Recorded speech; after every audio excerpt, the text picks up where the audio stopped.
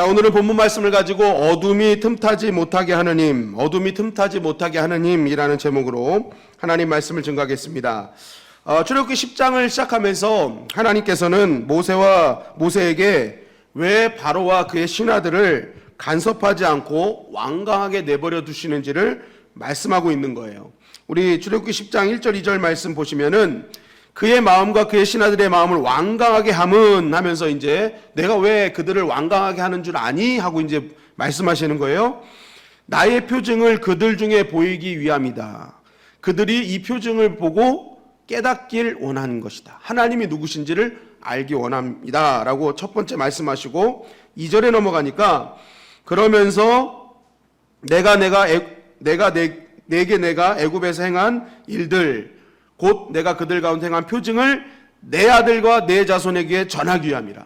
그러니까 두 가지를 말씀하신 거예요. 첫째, 이 애굽의 재앙이라는 표징을 통해서 애굽 사람들이 하나님이 누구신지를 알기 원했고, 두 번째, 이스라엘 백성들이 하나님이 누구신지를 알기를 원하신다는 거예요.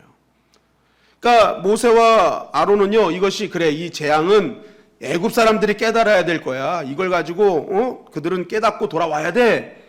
라고만 생각할 수 있었는데 하나님은 한 단계를 더 넘어서시는 거죠. 그들만이 깨닫는 것이 아니라 이스라엘 백성도 깨달아야 된다라는 거죠. 하나님의 지금 재앙을 통한 메시지는 그들만의 메시지가 아니라 너의 메시지가 돼야 된다는 거예요. 나의 메시지. 왜요? 그 이스라엘 백성들은 야곱 가정 70명이 애굽에 이집트로 들어간 이후 400년 동안을 거기서 애를 낳고 살았어요. 그런데 이제 처음에 로얄 패밀리로 살았죠. 아주 총리의 집안이니까 어마어마한 로얄 패밀리로 살다 보니 이들이 그때 동안 기도했다는 말씀은 하나도 없죠. 그러니까 하나님을 하나님답게 여기지 않고 그냥 400년 동안을 편안하게 살았던 거죠. 노예가 되고 나서 어려움이 당하니까 이제 기도하기 시작한 건데요. 어쨌든 이들은 야곱 이후로 구전으로는 하나님이 어떤 분이신지를 증거받았지만 실제적으로 삶 속에서 하나님을 경험한 적은 없었어요. 그러니까 하나님께서는 뭐라는 거예요? 너희들도 받아야 된다. 너희의 메시지가 돼야 된다. 이거는 애굽의 메시지뿐만이 아니라 너의 메시지가 돼야 된다는 거예요. 우리 각자의 메시지가 되어야 된다는 것입니다. 여러분, 하나님은 사랑의 하나님이십니다. 그래서 하나님은 사랑과 긍휼로 지켜주시고 기다려주시고 보호해주십니다. 그러나 하나님은 사랑의 하나님으로 끝나지 않죠. 공의의 하나님이십니다. 그래서 하나님은 하나님을 온전히 믿고 회개하고 돌이켜서 하나님의 백성으로 살길 원하세요. 그러니까 하나님의 기다림은 오래 기다리시지만 영원히 기다리시진 않습니다. 여러분, 예수 그리스도께서 십자가의 보혈로 우리를 구원하셨죠. 그래서 예수 믿는 자는 다 구원을 받습니다. 그러나 그 믿음의 기한도 있죠. 예수님 오시는 그 순간 그때까지 믿지 않으면 끝나는 거예요. 구원의 문은 닫히는 거예요. 그러니까 하나님은 오래 기다려주시지만 영원히 기다려주시지는 않는다. 그러니까 이 애굽의 재앙을 통해서 뭐예요? 너희들 기회 주실 때 빨리 하나님께 돌아와라 라는 거죠. 이 메시지는 애굽 왕 바로와 그의 신하들과 애굽 백성들을 위한 메시지이기도 하지만 지금 이 현장 가운데 있는 너희들의 메시지이기도 하다. 하나님의 백성이더라도 하나님의 백성으로 살아가는 것이 중요하다. 이스라엘 백성들도 만약 바로와 같은 고집으로 살아간다면, 자기 고집으로 살아간다면 결국 이러한 일을 피할 수 없게 될 것이다 라고 말씀하시는 거죠. 여러분, 그래서 우리가 신앙생활을 할 때 가장 중요한 것 중에 하나가 하나님의 말씀이 들려질 때 그 말씀을요, 다른 사람의 메시지로 듣는 것이 아니라 나의 메시지로 듣는 자세가 굉장히 중요하다는 것입니다. 가끔 이렇게 말씀 끝나고 이제 있으면요, 어떤 분이 와서 그래, 목사님 오늘 말씀 너무너무 좋았어요. 그런데 오늘 들어야 될 사람이 안 왔어요. 그러는 거예요. 오늘 들어야 될 사람이 안 왔어요. 황 집사 와서 들었어야 되는데. 우리 교회는 황 집사님이 안 계시죠? 예. 없는 성으로 합니다. 예. 그거 꼭 들어왔어야 되는데, 아깝다. 목사님 그거 내 아내가 들었어야 되는데. 목사님 내 남편이 들었어야 되는데. 하필 없네요. 이런 분들이 있어요. 여러분, 물론 맞는 말일 거예요. 왜냐하면 내가 가까이서 본 분이기 때문에 그분한테 이 말씀이 필요해 하는 의미일 수도 있습니다. 그러나 우리가 기억해야 될 것은요, 하나님께서 오늘 선포되어지고 내가 삶 속에서 읽는 모든 말씀들을요, 그것이 나를 향한 메시지가 될 때 그것이 나에게 양식이 되고 나의 영혼을 강건케 하고 나의 영혼을 솟생케 하는 말씀이 된다는 것입니다. 여러분, 그런데 우리는 왜 자꾸만 이 말씀을 나의 메시지로 듣지 않을까요? 그것은 이 메시지는요, 바로가 들어야 된다고 생각하는 거예요. 모세는 들을 필요가 없는 거예요. 그러니까 많은 분들이 뭐예요? 내가 모세라고 생각하기 때문에 그래요. 내가 모세다. 나는 다윗이야. 난 사울왕이 아니야. 난 골리앗이 아니야. 이렇게 생각하기 때문에 내 메시지로 안 듣는 거거든요. 그런데 여러분, 우리가 모세처럼 살 때도 있고 다윗처럼 살 때도 있지만 우리가 얼마나 바로왕처럼 살 때가 얼마나 많이 있습니까? 때로는 사울왕처럼 살 때가 얼마나 많이 있냐고요. 어떻게 보면 다윗과 모세의 삶보다 사울왕과 바로의 왕의 삶이 나의 삶 가운데 더 많을걸요. 그러면 그때 그 순간 들려지는 메시지가 뭐예요? 나의 메시지가 될 때 내가 돌이킬 수 있고 내가 회복될 수 있고 내가 성숙해질 수 있는 것입니다. 그럴 때 뭐예요? 그 말씀으로 인해 변화되고 성숙된 자가 누릴 수 있는 하나님의 은혜의 주인공이 될 수 있는 것입니다. 지난주 목요일 저녁에 있었던 제 개인적인 간증입니다. 제가 요 앞에 요 세 번째 자리에서 항상 밤에 좀 기도를 하거든요. 1시간 기도 채워야 되니까 제가 또 목사로서 약속이니까 이렇게 새벽에 기도하고 밤에 기도하면서 이제 1시간 기도 이상을 채우고 있습니다. 그런데 이상하게 그날은 여기 딱 앉았는데 아무도 없어요. 근데 그 십자가불 하나 켜놓고 딱 기도하는데 이전에 느끼지 못했던 엄청난 감동이 제 안에 확 들어오는 거예요. 야, 이거 오늘 하나님이 엄청난 역사가 있으려나 보다. 오늘 이거 끝장을 내시려나 보다 하는 마음으로 딱 생각하면서 막 처음부터 방언이 사실 안 터지고 이렇게 기도하다 보면 방언이 터지는데 그날은 이상하게 방언부터 팍 터지면서 막 기도를 했어요. 야, 하나님 어떤 말씀 주실까? 하나님 어떻게 역사하실까? 막 기대하고 있는데 갑자기 제 마음속에 무슨 말씀이 들려오냐? 네가 완악한 자다 그러는 거예요. 네가 완악한 자다. 아니, 저는 막 어마어마한 막 말씀을 주시고 막 성민아 너 기도하니까 너 정말 잘했다 막 이렇게 막 칭찬할 줄 알았는데 갑자기 제 마음속에 네가 완악한 자다 그러시는 거예요. 네가 완악하다. 아, 하나님 제가 오늘도 참았는데요. 오늘도 이해했는데요. 아니, 너가 완악한 자야. 갑자기 저한테 그 메시지를 딱 주시는데 제가 그냥 순간 막 성령 충만했던 게 한순간 싹 식어지는 것 같은 거야.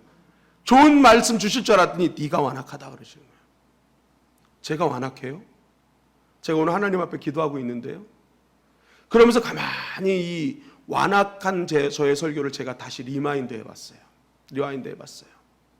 그랬더니 완악함은 하나님의 말씀을 내 말씀으로 듣지 않는 것뿐만 아니라 사람한테 무정한 자요 사람에게 무자비한 자가 완악한 자라는 설교가 갑자기 제 안에 들어오는 거예요.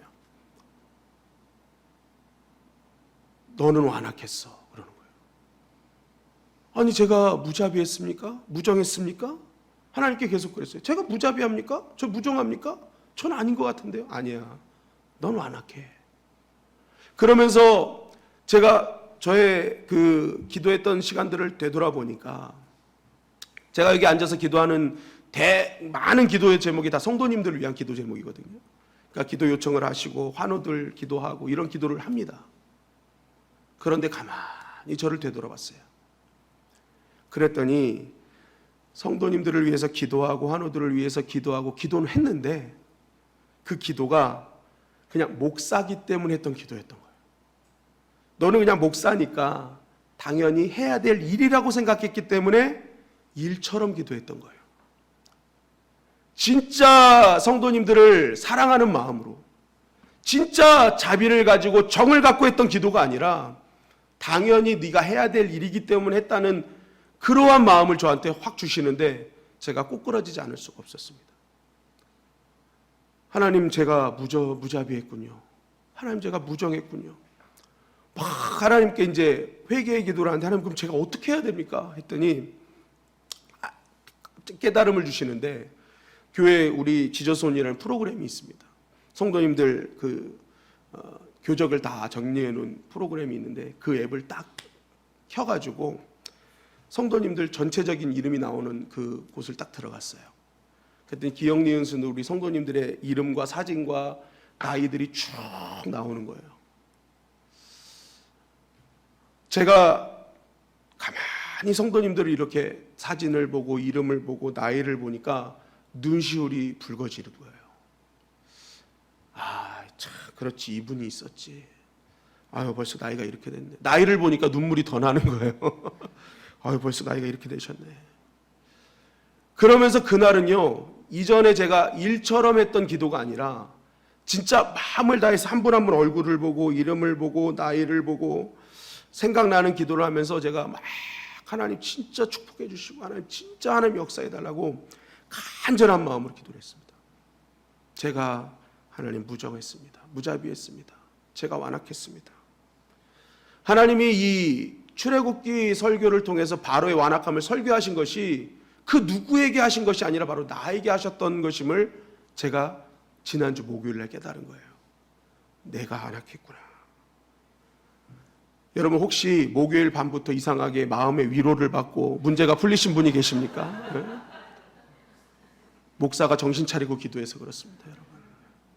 목사가 정신 차리고 기도했어요. 제가 이렇게 기도를 하는데 정말 하나님 앞에 얼마나 부끄럽고 죄송하고 우리 성도님들한테 또 너무 죄송한 거예요. 정말 사력을 다해서 교회를 지키고 사력을 다해서 가정을 지키고 있는 그 성도님들 앞에 나는 과연 얼마나 사력을 다해서 그분들을 기도하고 있었는가. 여러분, 제가 오늘 여러분들에게 꼭 말씀드리고 싶은 것은 단 하나입니다. 어느 순간 진짜 나에게 회복이 오고 어느 순간 내가 진짜 하나님 앞에 성숙되는 신앙으로 나아갈 수 있느냐. 그때는 아주 작은 말씀이라 할지라도 그 말씀이 어느 순간 나에게 적용이 되고 나를 향한 메시지로 들려오는 순간부터 그때부터 신앙의 성숙은 이루어지고 그때부터 하나님이 나를 붙들어 주심을 경험하는 은혜의 주인공이 될 수 있다는 것입니다. 사무엘하 15장 16장에 보니까요, 아들 압살롬의 반역으로 인해서 도망가는 다윗에 대한 말씀이 나옵니다. 그때 다윗이 얼마나 급박했는지 다윗이요 머리를 가리고 맨발로 도망갔다고 말씀하고 있어요. 정말 창피한 일이고 속상한 일입니다. 그런데 그때 그러한 마음에 기름을 뿌리던 한 사람이 등장합니다. 그게 바로 시므이라는 사람이었죠. 시므이는 따라다니면서 돌까지 던지며 다윗을 계속 저주했습니다. 사무엘하 16장 5절 7절은 이렇게 증거하고 있습니다. 사무엘하 16장 5절부터 7절 말씀 시작. 다윗 왕이 바울임에 이름에 거기서 사울의 친족 한 사람이 나오니 게라의 아들이요 이름은 시므이라. 그가 나오면서 계속하여 저주하고 시므이가 저주하는 가운데 이와 같이 말하니라. 피를 흘린 자여 사악한 자여 가거라 가거라. 네, 그는 베냐민 집하고 사울 왕의 친족이었습니다. 가족이었죠. 친척이었어요. 그러니까 이런 시므이가 이제 다윗을 따라다니면서 저주하는 거예요. 아들로 인해 도망가는 마음도 화가 나는데 자신을 돌을 던지며 저주하는 자가 나타났어요. 피를 흘리는 자여 가거라 가거라. 사악한 자여 가거라 가거라. 여러분들 마음이 좋지 않을 때 이러한 말을 들을 때 여러분들 기분은 어떻습니까?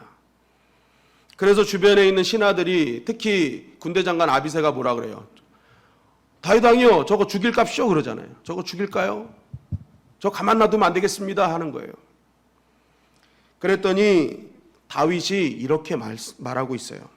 사무엘하 16장 10절부터 11절 말씀 시작. 왕이 이르되 스루야의 아들들아 내가 너희와 무슨 상관이 있느냐.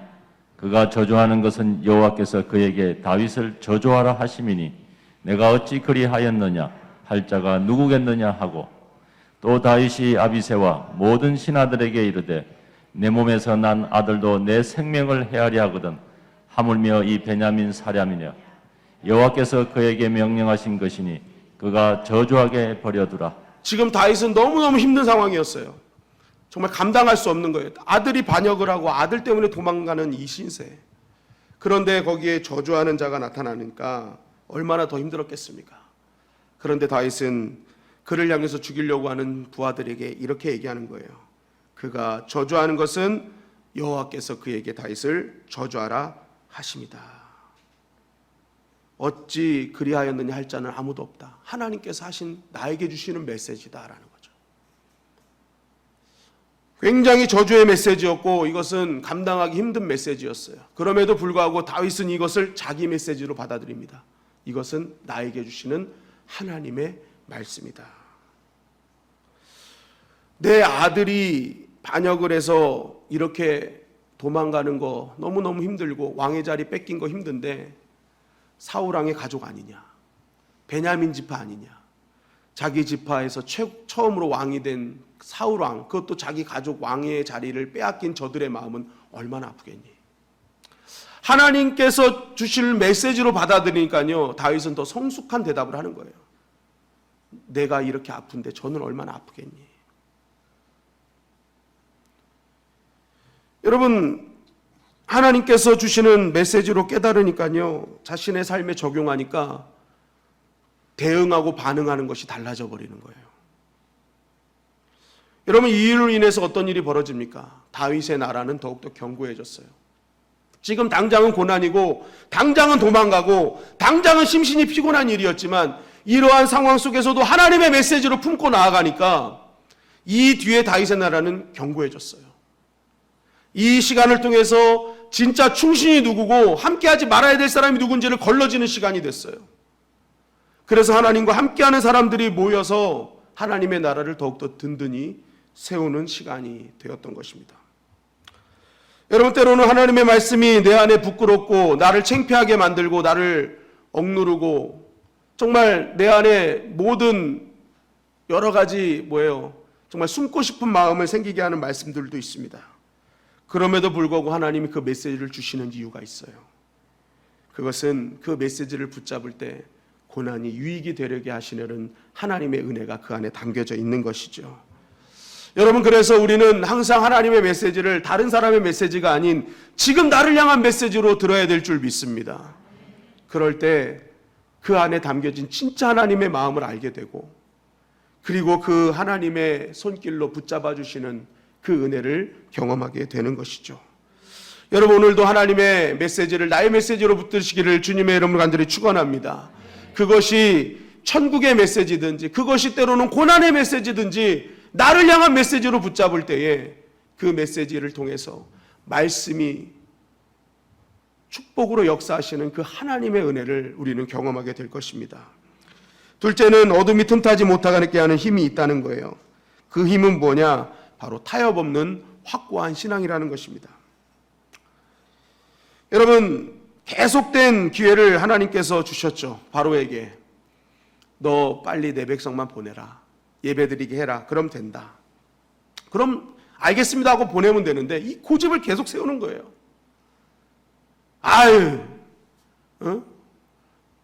말은 들어도 계속 반응은 안 보내는 거예요. 한번 따라해볼게요. 고집을 세울 사람에게 세워라.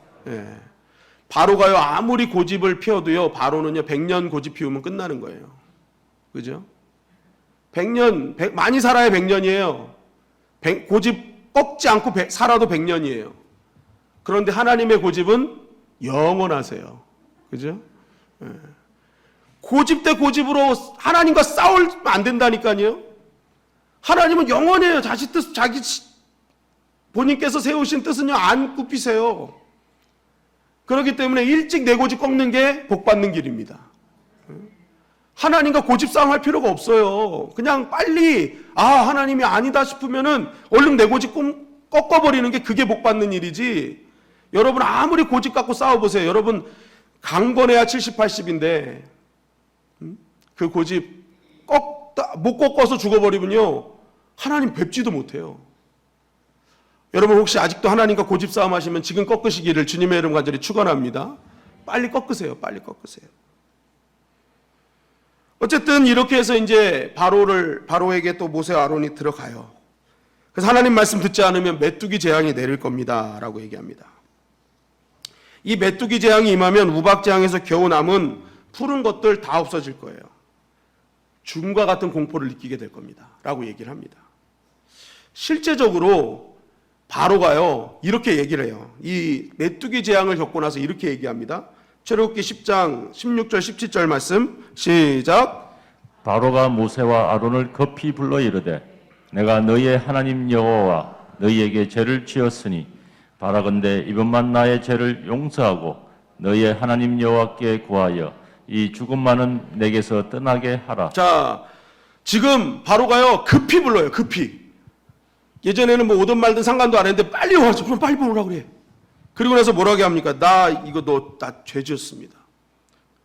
근데 이제 이게 문제가 뭐냐면 이 단어가 바라건대 이번만 요게 문제예요. 이번만. 그 당장만 해결하려고 하는 거.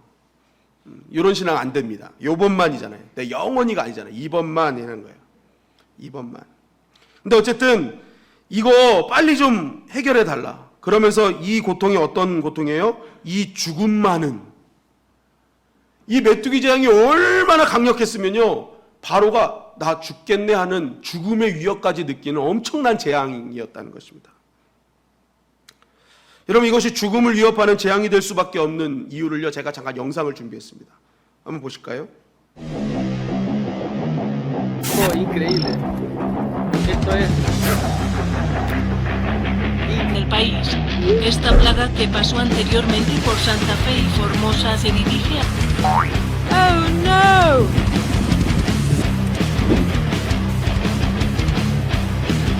Pela Argentina desde maio, tendo como origem o Paraguai.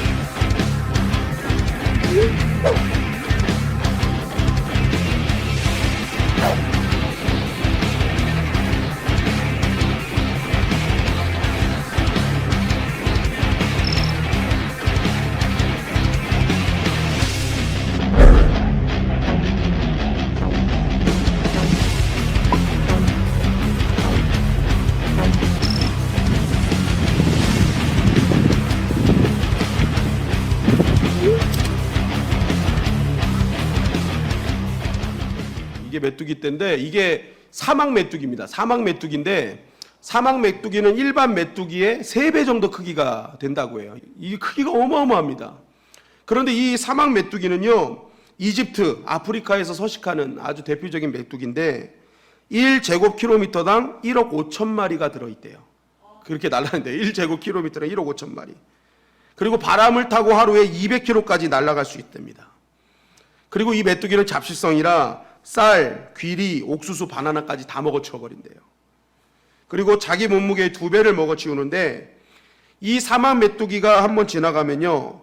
이 3만 5천 명의 하루치 식량을 다 쓸어버린대요. 그러니까 어마어마한 먹성을 자랑하는 어마어마한 메뚜기 떼입니다. 근데 이 메뚜기가 등장하자마자 이집트 하늘을 덮고 어둠이 임했을 정도로 엄청난 메뚜기 떼가 지금 이집트를 덮어버린 거예요. 저만한 메뚜기 한 마리가 저만한 게. 한 마리만 봐도 여러분 기겁하시겠죠. 예. 저 한 마리만 봐도 뭐 어떤 분은 저 튀겨 먹으면 참 맛있겠는데 이렇게 생각하시는 분도 있었겠지만 저 한 마리만 봐도 아마 기겁을 할 정도의 크기입니다, 여러분. 아무튼 이 메뚜기 떼의 재앙은요, 이건 엄청난 재앙이었어요. 그러니까 바로가 나 이거 죽은 만큼은 면하게 해달라고 할 정도로. 근데 아직 이걸 경험하지 못했던 바로는요, 이 모세와 아론이 이제 말해도 꼼짝하지 않고 그냥 되돌려 보내버린 겁니다.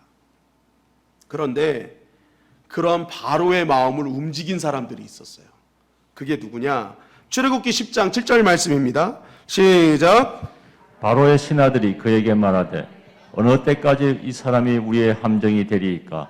그 사람들을 보내어 그들의 하나님 여호와를 섬기게 하소서. 왕은 아직도 애굽이 망한 줄을 알지 못하시나이까 하고. 자, 신하들입니다. 바로의 신하들이 말합니다. 너 아직 정신 못 차렸니? 왕은 아직 정신 못 차렸어요? 지금 이제 우리 애굽은 망했어요. 이대로 두면 우린 끝납니다. 이건 이제 완전히 회생불능이에요. 빨리 저들 내보내서 하나님 섬기게 하세요. 라는 거죠. 돌직구 날리는 거예요. 바로의 신하들은 깨달은 거예요. 여태까지 바로는요, 태양의 아들이라고 해서 살아있는 신이었거든요. 그래서 살아있는 신에게 한마디도 못했어요. 그런데 재앙을 겪고 현실 가운데 일어난 일들을 보면서 바로가 신이 아니구나. 진짜 신 하나님이시구나. 이걸 바로의 신하들이 깨달은 거예요. 그러니까 그들이 깨닫자마자 하는 말이 뭐예요? 바로한테 가서 신이 아니잖아요, 이제는. 정신 차리라고. 정신 똑바로 차리라고. 지금 하나님 앞에 함부로 하지 말라고. 이거 완전히 이거 잘못하면 우리는 끝장나는 거라고. 여러분, 바로의 신하들도 아는 거예요. 바로의 신하들도 알아요. 하나님 계시다. 그러니까 이 바로가요, 깜짝 놀란 거예요. 야, 이거 애굽은 물론이요, 야, 이거 하나님이 유일한 신이란 걸 이걸 알게 되면 나는 이제 끝장나네 생각한 거죠. 그래서 어떡합니까? 모세와 아론을 다시 불러서 그때부터 타협을 하는 거예요. 거래를 합니다. 출애굽기 10장 8절 9절 말씀 시작. 모세와 아론을 바로에게로 다시 데려오니 바로가 그들에게 이르되 가서 너희의 하나님 여호와를 섬기라. 갈 자는 누구냐? 모세가 이르되 우리가 여호와 앞에 절기를 지킬 것인즉 우리가 남녀노소와 양과 소를 데리고 가겠나이다. 자, 바로가 급히 불러서 얘기합니다. 그래, 데리고 가서 하나님 섬겨라. 자, 그러면 누구 데려갈 거야? 이제 얘기한 거예요. 이게 뭐냐면 바로는 갈 사람은 정해져 있다. 뭐 다 갈 것 같지 않다 생각한 거죠. 그리고 다 보낼 마음도 없었고요. 그런데 모세는 말합니다. 우리가 하나님 앞에 예배 드리러 갈 때는 다 갈 거다. 사람은 남녀노소 따지지 않고 양과 소까지 나는 데려갈 거다. 딱 얘기하는 거예요. 하나님 앞에 예배 드리는 것 양보 없다. 남녀노소 누구든지 가서 하나님 앞에 엎드려야 된다라는 거죠. 이 얘기를 듣고 바로는 충격을 받습니다. 이 엄청난 노동력이 한 번에 빠진다? 이거 아주 이집트, 애굽에는 큰 문제가 생기는 거죠. 그러니까 어른들만 가라. 애들은 놓고 어른들만 가라라는 거죠. 뭐예요? 애들은 볼모로 잡아놓는 거죠. 심리를 정확하게 알고 있어요. 애들 잡아놓으면 어른들은 다시 올 거야. 그러니까 애들은 잡아놓은 거예요. 애들은 가게 하지 말고 너희들 어른들만 가서 드려. 여러분, 오늘날 악한 영들이요, 가장 노리는 게 다음 세대입니다. 애들은 에이 어른들만 기도해. 애들은 공부해야지. 어휴, 지금 이거 예배 드릴 때야. 하나님께 기도할 때야. 마귀는요, 어떻게든지 교회 한 세대로 끝나게 만드는 게 마귀의 전략이에요. 그래서 애들을 볼모로 삼는 거예요. 네 아들 출세해야지. 주일날 예배 드리면은 애들 다 공부하는데, 그거 잘못되면 어떡할 거야? 하나님께서 세우시고 하나님께서 지키신다는 믿음으로 아이들을 양육해야 되는데 그런 마귀의 전략에 넘어가는 거죠. 여러분, 우리 교회가 다음 세대를 살리기를 주님의 이름 간절히 축원합니다. 어떤 일이 있어도 아이들 교회로 데리고 와야 돼요. 우리 작은 아들이요, 이제 고등학교 배정을 받는데 처음에 그 학교를 형이 다니는 서울고하고 그래도 서초고를 가길 원하는 거예요. 명성이 있으니까. 근데 자꾸만 생각해 보면은 그 동네에서 갈 곳은 동작고밖에 없는 거예요. 근데 동작고는 제가 나온 1회, 제가 1회거든요. 예? 근데 아빠가 나온 학교 싫어하는 거예요. 그래서 야, 학교 좋다. 그랬더니 아빠, 동작고는 내가 가봤더니 서울고등학교 구탱이밖에 안 되던데 그러는 거예요. 그래서 아니야, 외모로 취하면 안 돼. 외모로 취하면 안 돼. 아빠가 거기 1회라니까 얼마나 아빠가 거기서 열심히 공부하고 운동하고 했는데 너 가라 했더니 안 된다는 거예요. 그런데 여러분, 기적이 일어났습니다. 이 아이가 동작고를 가게 됐어요. 근데 이 동작고를 가게 되면서 이 아이가 굉장히 힘들었던 게 이유가 뭐냐면 지금 여기 다니는 중학교에서 그 학교로 갈 사람이 아무도 없는 거예요. 그게 사실 싫었던 거예요. 서울고나 서초고 이런 데 가면은 친구들이 많이 가거든요. 그러니까 마음이 놓이는데 여기는 혼자 가야 되니까 정말 마음이 답답했던 거예요. 그런데 이 아이가 나중에 어저께인가 그저께인가 같이 저녁을 같이 둘이 먹었어요. 아빠 밥 사줄게 나와라 해서 밥 먹는데 이제 얘기를 하는데 이런 얘기를 해요. 아빠, 아무리 자기가 생각해도 자기가 사는 데는 동작고를 갈 수밖에 없겠다더라는 거예요. 그래서 교회 왔을 때 기도했대요. 하나님, 그러면 그때 생각나는 친구가 딱 한 명 있었는데 지금 교회 같이 나오는 병훈이라는 친구인데 병훈이랑만이라도 붙여주세요. 그랬대요. 하나님, 다른 건 몰라도 병훈이랑만 붙여주세요. 병훈이하고 딱 둘만 들어간 거예요. 동작고등학교에. 그 친구가 그 얘기를 듣더니 막 그 작은 아들을 원망하더라는 거예요. 너 기도 때문에 이렇게 됐다고. 그래도 그 친구가 믿음이 있어요. 네 기도 때문에 이렇게 됐다 그러는 거예요. 네 기도 때문에. 제가 그 얘기를 들으면서 이런 생각을 했어요. 아, 그래도 얘가 믿음이 있구나. 하나님 앞에 기도라도 하는구나. 그 얘기 생각을 든 거예요. 그리고 하나님이 어떻게 정확하게 그 아이만 딱 데리고 가시냐고요. 이 아이는요, 초등학교, 중학교, 고등학교 다 같은 학교예요, 지금. 그래서 완전히 베스트 프렌드인 거죠.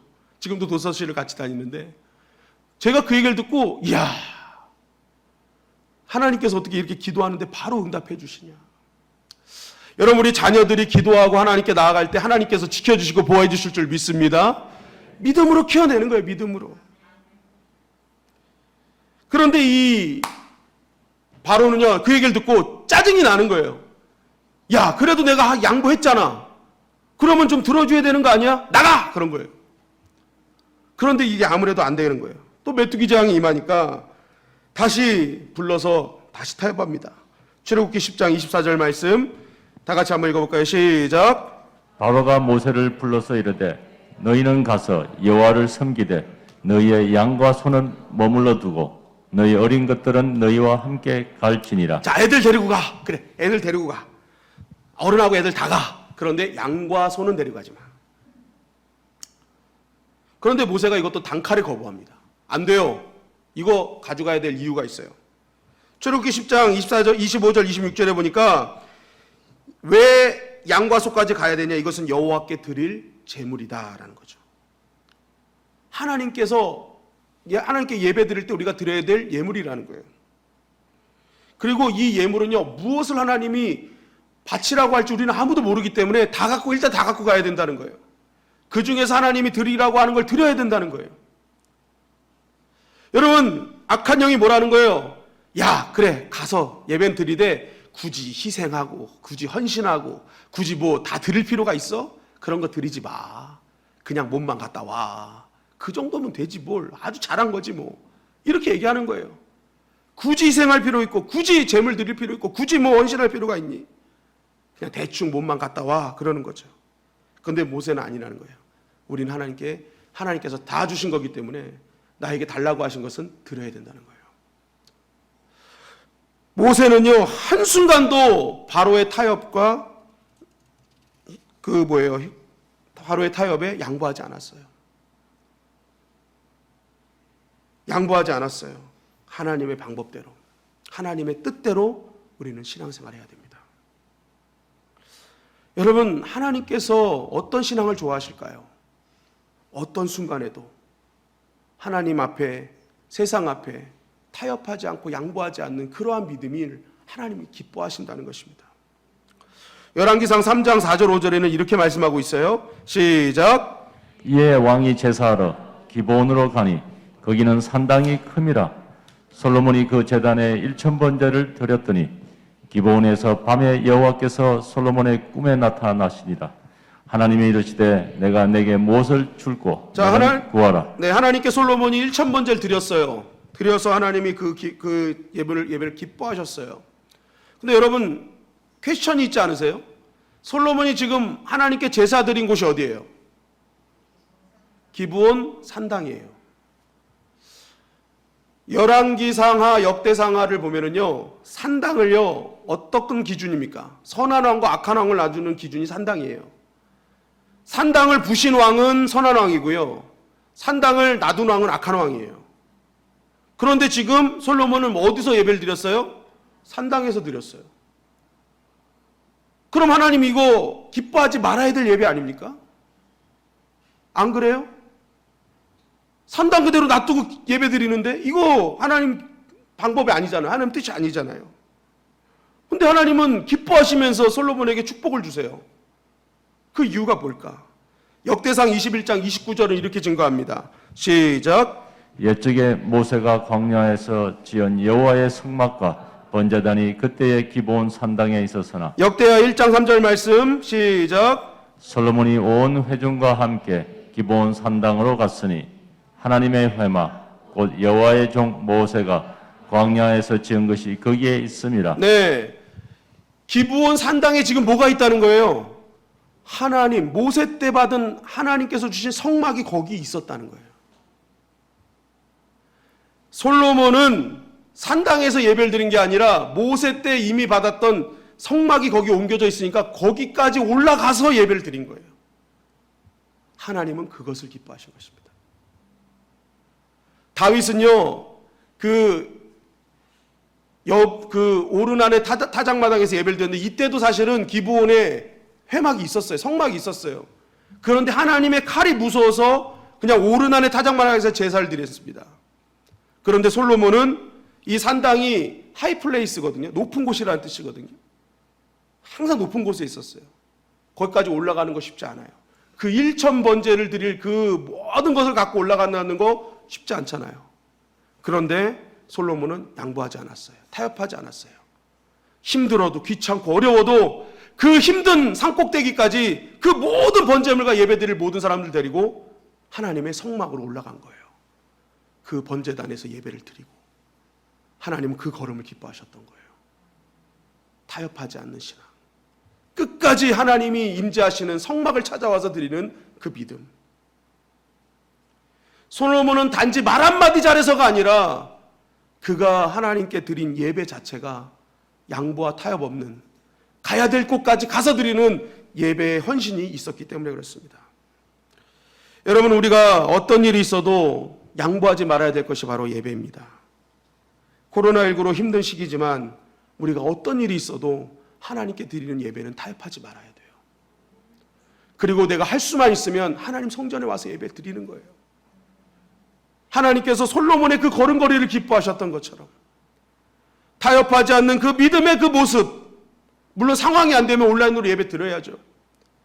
그런 어떤 상황 속에서도 온라인으로 예배를 드릴지라도 내가 진짜 현장에서 예배 드리는 것처럼 신령과 진정한 모습으로 예배를 드리는 모습, 그 타협하지 않는 예배를 하나님이 기뻐하시고 하나님께서 역사해 주시는 것입니다. 이번 주에 성도님 한 분을 신방했습니다. 근데 이야기도 좀 짧은 간증을 하세요. 교회가 이사하고 이게 청소를 하자는 문자를 받으신 겁니다. 아이, 코로나 상황인데 이런 때는 좀 유두리 있게 업체를 불러서 하면 좋지 않을까. 모여서 뭐 하는 것도 쉽지 않은데. 그런 생각을 이렇게 드셨다는 거예요. 그런데 또 신기하게 마침 그렇게 예약이 안 되던 그 운동학원에 예약이 딱 그 비슷한 시간에 잡혀버리더라는 거예요. 그래서 갈등이 되었답니다. 아, 목사님 말씀에 순종해서 교회 청소하러 갈까? 아, 이거 진짜 잡기도 힘든 운동 시간 잡혔는데 이거 운동하러 갈까? 하면서 이게 갈등을 계속하면서 집에서 걸어 나왔는데 걷다 보니까 교회 근처까지 왔더래요. 그래서 아, 하나님이 교회 가라고 하시나 보다 하고 그냥 그 시간에 교회를 오신 거예요. 교회를 와서 이렇게 청소를 열심히 했어요. 운동 시간도 다 지났죠. 그러고 나서 이제 집으로 갔는데 마음은 편한 거예요. 여러분, 신앙생활은요, 몸이 편한 것보다 마음이 편한 것으로 따라가야 신앙생활이 행복해집니다. 몸이 피곤해질 거 생각해서 하나면요, 나중에 마음이 불편해져요. 그죠? 안 그렇습니까? 그러니까 항상 우리가 뭘 선택할 때 마음이 편해질 걸 선택하는 게 가장 훌륭한 선택이에요. 어쨌든 그렇고 이제 집에 가신 겁니다. 집에 가서 이제 이제 있는데 다음날 문자가 하나 딱 오는데 어떤 문자가 왔느냐? 그 시간에 그 운동하는 그 학원에 확진자가 와가지고 그 운동학원이 폐쇄가 된다는 거예요. 그 시간에 확진자가 왔대요. 그래서 깨달으셨답니다. 아, 하나님께서 나를 교회로 인도하신 이유가 있었구나. 그 얘기를 하는데 소름이 싹 돋더라고요. 하나님께서 그렇게 인도하시는구나. 하나님께서 그렇게 하나님의 마음을 가지고 하나님 성전으로 찾아온 자를 하나님께서 은혜를 베푸시는구나. 여러분, 우리가 하나님 앞에 믿음을 양보하지 않으면 그 믿음대로 역사하신 은혜를 허락해 주실 줄 믿습니다. 출애굽기 10장 22절부터 23절은 이렇게 증거합니다. 시작. 모세가 하늘을 향하여 손을 내밀매 깜깜한 흑암이 3일 동안 애굽 온 땅에 있어서 그동안은 사람들이 서로 볼 수 없으며 자기 처소에서 일어나는 자가 없으되 온 이스라엘 자손들이 거주하는 곳에는 빛이 있었더라. 흑암이 임했습니다. 흑암이 애굽 땅에는 강하게 임했어요. 아무것도 할 수가 없었어요. 그러나 하나님의 백성의 땅에는 빛이 있었더라. 여러분, 하나님의 백성을 하나님이 지키시는 거예요. 믿음으로 사는 자를 하나님이 지키시는 거예요. 출애굽기 10장 13절 보니까 이렇게 말씀하고 있어요. 시작. 모세가 애굽 땅 위에 그 지팡이를 들매 여호와께서 동풍을 일으켜 온 낮과 온 밤에 불게 하시니 아침이 되매 동풍이 메뚜기를 불어들인지라. 자, 하나님께서 메뚜기를 동풍으로 끌고 오셨어요. 그 동풍으로 끌고 온 메뚜기는 애굽 땅의 심판행과 재앙의 아주 큰 역할을 하게 되죠. 동풍은 재앙의 바람이었습니다. 애굽인들은 생각하기도 싫은 사막의 폭풍이었어요. 그러나 이 동풍은 하나님의 백성들에게는 구원의 바람이었어요. 출애굽기 14장 21절 말씀입니다. 시작. 모세가 바다 위로 손을 내밀매 여호와께서 큰 동풍이 밤새도록 바닷물을 물러가게 하시니 물이 갈라져 바다가 마른 땅이 된지라. 자, 어떤 이들에게는 동풍이 심판과 재앙의 바람이었지만 어떤 이들에게는 구원과 구출의 바람이 되었어요. 여러분, 하나님께서는 같은 것을 사용하셔도 하나님의 백성에게는 구원과 구출의 도구로 사용해 주시는 줄 믿습니다. 아무리 뜨거운 바람이고 아무리 사람들이 재앙의 바람이라 할지라도 하나님께서는 하나님의 백성들을 향해서는 구원의 도구로, 구출의 도구로 사용해 주시는 것입니다. 여러분, 그래서 오늘도 우리는 믿음으로 사는 것이 중요한 거예요. 내가 하나님의 백성으로 사는 것이 중요한 거예요. 어떠한 신앙도 양보하지 않고 타협하지 않는 믿음으로 살아갈 때 우리의 삶 속에 하나님의 빛이 말 것이며 우리의 문제를 깨끗이 마르게 하시는 구원의 동풍을 불게 해 주실 것입니다. 오늘 이 말씀 꼭 붙드시고 들려오는 말씀을 나의 메시지로 받으시고 또한 타협 없는 신앙을 통해 하나님의 백성으로 살아서 고센 땅에 빛을 주시고 동풍으로 문제를 깨끗게 하시는 그 하나님의 은혜를 경험하는 저와 여러분들이 되시기를 주님의 이름으로 간절히 축원합니다.